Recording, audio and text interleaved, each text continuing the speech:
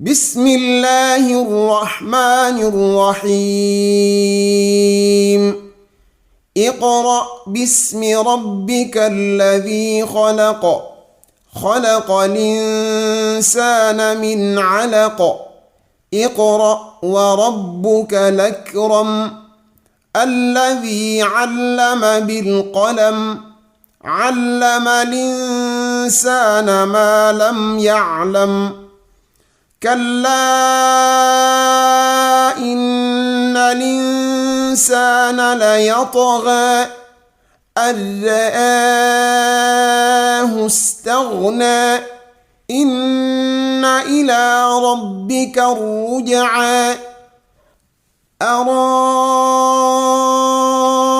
الذي ينهى عبدا إذا صلى أرايت إن كان على الهدى أوامر بالتقوى أرايت